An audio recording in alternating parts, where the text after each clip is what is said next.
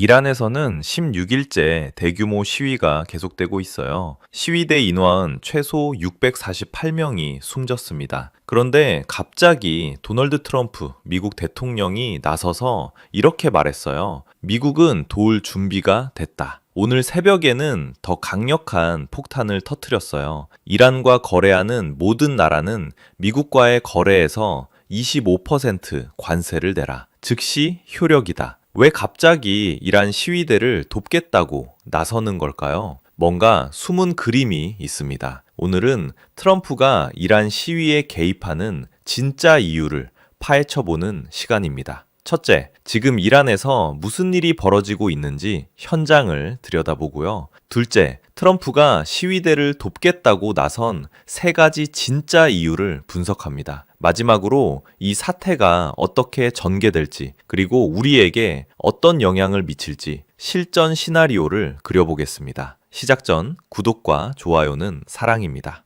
먼저 이란 상황부터 정확히 파악해 볼게요. 2025년 12월 28일 이란 전역에서 시위가 시작됐었습니다. 표면적인 이유는 경제난이에요. 이란 국민들은 40년 넘게 미국의 제재를 받으면서 살아왔거든요. 이란의 화폐인 리알은 1달러당 105만 리알이 되었고, 물가는 천정부지로 뛰고, 실업률은 높고, 젊은이들은 미래가 안 보이는 상황입니다. 숫자로 보면요, 1월 12일 기준으로 최소 648명이 사망했어요. 그중 9은 18살도 안 된 청소년입니다. 하지만 일부 추산에 따르면 실제 사망자는 6,000명이 넘을 가능성도 있다고 해요. 정부가 정보를 통제하고 있어서 정확한 수치는 아무도 몰라요. 이게 얼마나 큰 시위인지 비교해 보겠습니다. 2022년에도 이란에서 마흐사 아민이라는 여성이 히잡을 제대로 안 썼다는 이유로 경찰에 맞아 죽으면서 대규모 시위가 있었어요. 그때도 수백 명이 죽었죠. 하지만 그 시위는 몇 주 만에 진압됐습니다. 그런데 이번엔 다릅니다. 16일째 계속되고 있고 오히려 규모가 커지고 있어요. 왜일까요? 바로 트럼프의 개입 때문입니다. 트럼프는 시위 초기부터 계속 메시지를 보냈어요. 이란 정부가 시위대를 학살하면 미군이 개입할 것이다. 심지어 1월 3일에는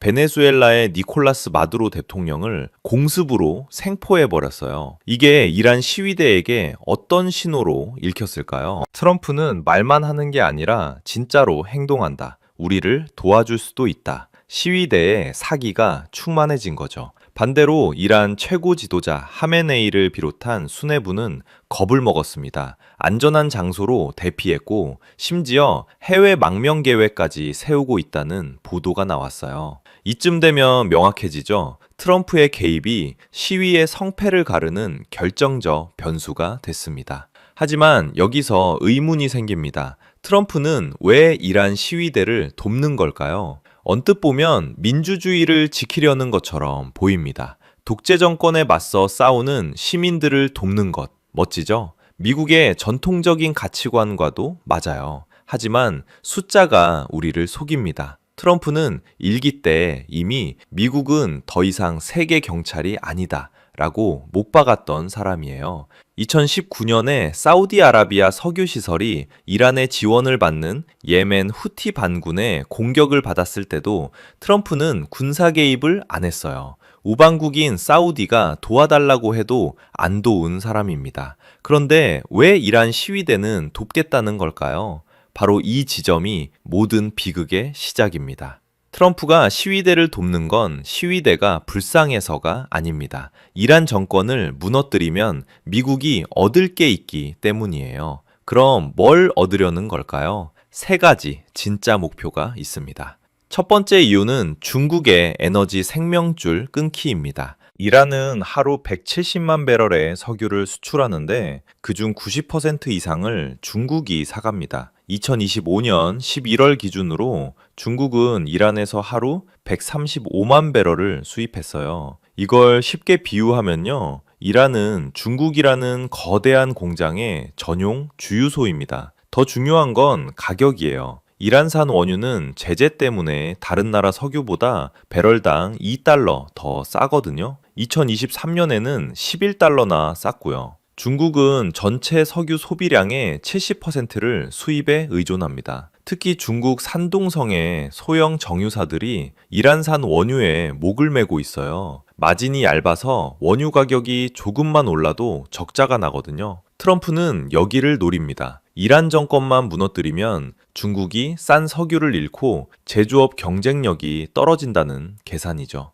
두 번째 이유는 중동 지배구도 재편입니다. 이란은 중동 전역에 대리 세력을 깔아놨습니다. 레바논의 헤즈볼라, 이라크 친이란 민병대, 예멘의 후티 반군, 시리아의 아사드 정권, 이걸 저항의 축이라고 불러요. 얼마나 강력한지 보여드릴게요. 2019년에 후티 반군이 사우디 석유 시설을 공격해서 하루 생산량 절반을 날려버렸습니다. 1991년 걸프전 이후 가장 큰 타격이었죠. 트럼프는 생각했어요. 거미줄의 중심을 끊으면 어떻게 될까? 이란 정권만 무너지면 헤즈볼라도 약해지고 후티도 약해지고 이라크 민병대도 흔들립니다. 돈줄과 무기가 끊기니까요. 그럼 사우디, UAE, 이스라엘 같은 친미 국가들이 중동을 장악하게 되고 미국은 군대를 안 보내도 중동을 통제할 수 있습니다. 세 번째 이유는 대중국 경제전쟁 확대입니다. 이란은 사실 도구예요. 진짜 타겟은 중국입니다. 트럼프는 오늘 아침 폭탄 선언을 했어요. 이란과 거래하는 모든 국가는 미국과의 거래에서 25% 관세를 내라. 숫자로 보면요. 중국이 미국에 수출하는 금액은 연간 약 5천억 달러입니다. 25% 관세가 붙으면 1250억 달러를 더 내야 해요. 그럼 미국 기업들은 중국 제품 대신 베트남, 인도, 멕시코 제품을 삽니다. 중국의 대미 수출이 30에서 40% 감소할 수 있어요. 이건 중국 GDP의 1.5에서 2%를 날리는 겁니다. 중국의 반도체 산업도 타격받습니다. 트럼프가 25% 관세를 때리면 중국 기업들이 미국산 반도체 장비나 부품을 사기 어려워져요. 중국 반도체 산업 발전이 5년에서 10년 늦어질 수 있습니다. 제조업은 어떨까요? 중국이 세계의 공장인 이유는 싼 에너지와 미국 시장 접근성 때문이에요. 이란 석유가 막히면 에너지 비용이 오르고 25% 관세가 붙으면 미국 시장이 막힙니다. 실제로 애플은 아이폰 생산을 인도로, 나이키는 베트남으로 이미 옮기고 있어요. 트럼프는 이 흐름을 가속화하려는 겁니다. 이란을 압박해서 중국의 에너지 비용을 올리고 관세로 중국 제품 경쟁력을 떨어뜨려서 글로벌 기업들이 중국을 떠나도록 만드는 거예요. 상황이 보이시나요? 이란에서 벌어지는 시위는 그냥 시위가 아닙니다. 미국과 중국이라는 두 거대한 경제 블록이 충돌하는 최전선이에요. 트럼프는 이란이라는 작은 나라를 이용해서 중국의 목을 조르고 있는 겁니다. 그럼 트럼프의 개입으로 이란 정권이 정말 바뀔 수 있을까요? 역사적으로 보면 미국이 중동 정권을 바꾼 사례가 있습니다. 2003년 이라크의 사담 후세인, 2011년 리비아의 카다피가 그렇게 무너졌죠. 하지만 둘 다 직접적인 군사 개입이었어요. 이번 이란 사례는 좀 다릅니다. 트럼프는 직접 침공보다는 시위대를 지원하는 방식을 쓰고 있거든요. 전문가들은 이란 정권 교체 가능성을 세 가지 조건으로 봅니다. 첫 번째 조건은 시위의 지속성입니다. 2022년 마흐사 아미니 시위는 몇 주 만에 진압됐어요. 하지만 이번엔 이미 16일째 계속되고 있고 사망자가 648명을 넘었습니다. 일부 추산으로는 6,000명이 넘을 수도 있다고 해요. 중요한 건 시위가 전국적으로 동시다발적이라는 점입니다. 테헤란만이 아니라 이스파한, 시라즈, 타브리즈 등 주요 도시 전체에서 벌어지고 있어요. 이란 정부가 한 곳씩 진압하기 어려운 구조입니다. 두 번째 조건은 군부의 균열입니다. 이란 혁명 수비대는 정권의 핵심 무력입니다. 하지만 베네수엘라 사례가 여기서 중요해져요. 1월 3일 마두로 대통령이 미군 공습으로 생포됐을 때 베네수엘라 군부는 저항하지 않았어요. 이미 내부적으로 균열이 있었던 거죠. 이란도 마찬가지일 수 있습니다. 만약 하메네이가 망명을 준비하고 있다는 보도가 사실이라면 이란 수뇌부도 이미 흔들리고 있다는 뜻이에요. 세 번째 조건은 국제사회의 압박입니다. 트럼프의 25% 관세 선언은 이란을 경제적으로 완전히 고립시키려는 시도입니다. 이란과 거래하던 중국, 터키, 인도마저 이란을 버리면 이란 경제는 붕괴됩니다. 실제로 이란의 석유 수출은 하루 170만 배럴인데 이게 막히면 이란 정부 예산의 40%가 사라져요. 군대와 경찰에 월급을 못 주는 상황이 올 수 있습니다. 결론적으로 세 가지 조건이 맞물리면 이란 정권 교체는 현실이 될 수 있습니다. 구체적인 정권 교체 시나리오 세 가지를 그려보겠습니다. 시나리오 A는 신속한 정권 붕괴입니다. 확률은 15%입니다. 아직은 얼마 안 되어 보입니다. 시위가 계속 확산되고 군부 내 중간 지휘관들이 이탈하기 시작합니다. 트럼프가 특수부대를 투입해서 하메네이를 생포하거나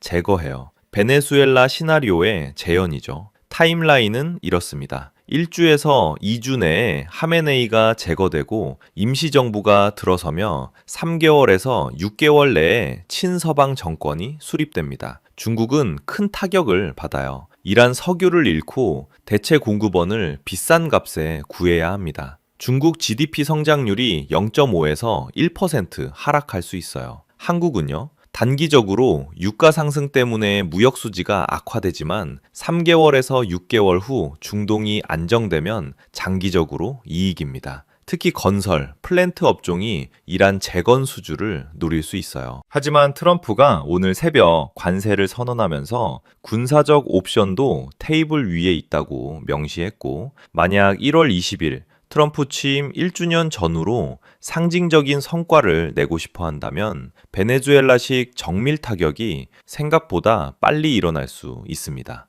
시나리오 B는 점진적 정권 교체입니다. 확률은 35%로 봅니다. 시위가 몇 달간 계속되면서 이란 경제가 완전히 마비됩니다. 하메네이는 버티지만 내부에서 쿠데타가 일어나요. 군부 내 온건파가 권력을 장악하고 미국과 협상에 나섭니다. 타임라인은 3개월에서 6개월입니다. 시위가 지속되고 경제 붕괴가 가속화되며 군부 쿠데타가 발생하고 새 정권이 미국과 핵 합의를 맺습니다. 중국은 제한적 타격을 받습니다. 이란 석유를 계속 살 수는 있지만 새 이란 정권이 미국 눈치를 보기 때문에 가격이 오릅니다. 위안화 결제도 어려워지고요. 한국은 큰 변화가 없습니다. 중동 리스크가 점진적으로 완화되는 정도예요. 시나리오 C는 타협적 정권 교체입니다. 확률은 50% 정도로 봅니다. 가장 가능성 높은 시나리오입니다. 하메네이는 물러나지 않지만